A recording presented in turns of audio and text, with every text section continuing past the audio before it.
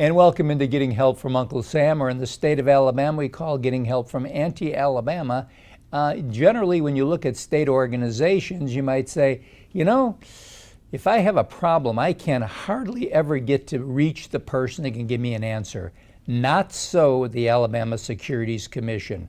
Our guest, Joe Borg, the director of the Alabama Securities Commission. You've been doing this, what now, for 12 years here? 21, Jack. 21 years? My God, time How flies. long have I known you, Jack? At least 30 years. At least. And you've been in this capacity for quite some time. We're getting older, Jack. We are. And you know, the funny part about it, and as our viewers get older too, a lot of scams are out there to just directly reach those people. Jack, the target today for crooks is our senior population. And it makes sense if you think about it from a crook's perspective. Who's got money in the bank? Who's got equity in their homes? Who's got savings? And so they're going to target them. And what do they target them with? All sorts of things, Jack. You'd be surprised. So you know, the fear factor.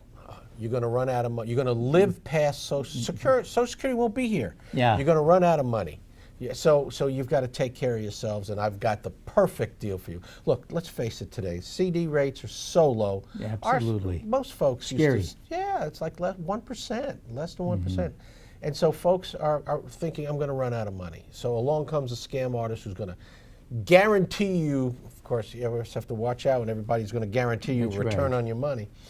So that's one. Two is the fear factor of Social Security isn't going to be around anymore, or I'm going to outlive my savings because of health care costs. Maybe Medicare is not going to be around as much anymore. And the latest one we've got, Jack, is really interesting. The crook says to the more elderly senior, do you trust your kids to take care of your grandkids? Ah.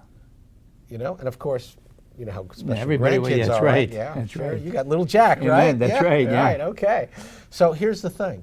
So they're going to set up an account, and the grandparents will put money in this account. So the parents can't So the touch parents can't touch it. It goes to for the grandkids because you can't trust your kids to take care of your grandkids, and that's the latest scam. And unfortunately, folks are falling for it. Now, I'll say you mentioned on the front end that. You know, when you call Uncle Sam, right.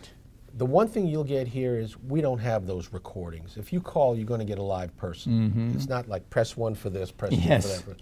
No, when you call, you get a live person. We want to know what the issue is, and we'll get you to the right people. So our entire program for seniors is geared toward protecting their assets, but giving them advice on the front end. And the first thing anyone, not just seniors, but anyone ought to do, when you get a call and somebody says, give me some of your money, I'm going to make these investments for you and give you this return, is to call us at 1-800-222-1253. And I know you're going to show numbers on the screen, right? So the first thing we can say is, okay, who called you? What did they tell you? And we can go check, because anybody that sells you an investment, I don't care if they're in New York or Alaska or overseas, they got to have a license to do business in Alabama. In Alabama. That license comes through you. Comes through us. Right. And what we do is we make our database public to anybody who wants to check on their financial advisor, their financial professional, their stockbroker, their investment advisor. It doesn't make a difference. If somebody's going to take your money and manage it for you and give you a return, they got to have a license. So we can give you a background check. And Jack, if you called me and asked on somebody and I said, he ain't got a license, hold on to your wallet because somebody's fixing to take it. That's right. So what we want our seniors to understand that we're here to help. We have an education program, we have an enforcement division, we have a licensing and audit division. So check with us first. Don't let that check get out. Don't let that money get out till you verify who they are, what company they're with, and what the product is that they're selling. The interesting thing is the Alabama Securities Commission, your prime mission is to inform. And you're doing inform and protect. And not only do you inform and protect, but you've got the muscle to go after them. The thing is that you've been mandated and you have the ability to do that. Sure, we are a full law enforcement agency. We do prosecute criminals. So we can bring administrative actions, we can bring civil actions, we can bring criminal actions. And our job is to protect Alabama investors and to regulate the financial markets. Now, look, most financial professionals, I'd say 95% of them are good, honest folks trying to do the right thing. Sure. But 80% of our cases are folks who you meet in a church, you meet at a community center, they call you on the phone, they send you, some ad material, and they're never licensed, they're never registered. That's right. And they get involved in Ponzi schemes and pyramid schemes.